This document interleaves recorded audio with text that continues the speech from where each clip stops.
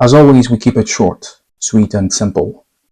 Billionaires don't just invest with money, they invest with language. One sentence, strategically timed, can move more capital than a $1 billion deposit.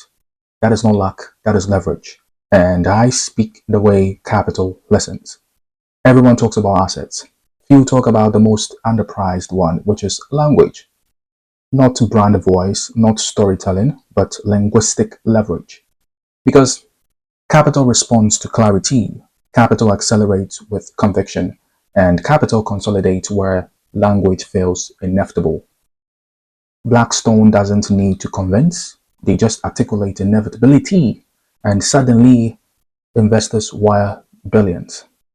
Here's what I've learned studying the ultra wealthy.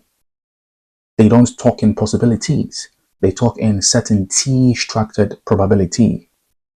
They say things like, this structure protects downside in any regime. We are long-term aligned with geopolitical tailwind. This is infrastructure, not a trade. Now that is billionaire grammar. It doesn't chase attention, it anchors conviction. Remember, language moves capital faster than capital itself. A billionaire can move markets before money ever touches the deal. Elon tweets, stock rips. Warren Buffett writes one letter, allocators realign. Dalio drops a memo, central banks rethink positioning.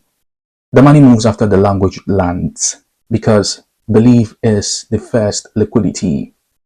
If you control the narrative, you front run the flow of capital every time. Now, this is how I train my voice for capital movement. I don't just write, I engineer statements the way others structure term sheets. What does this sentence imply about risk?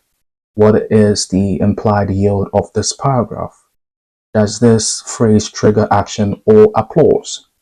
You don't get access by sounding impressive.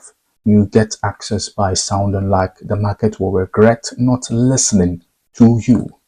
And the elite don't listen for charisma, they listen for clarity, command, and compression.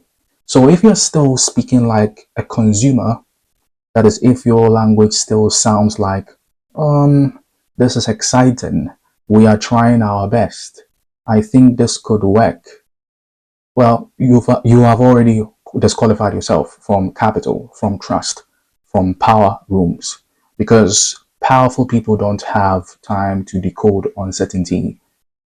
They need verbal instruments that function like bonds, predictable, structured, and yielding action.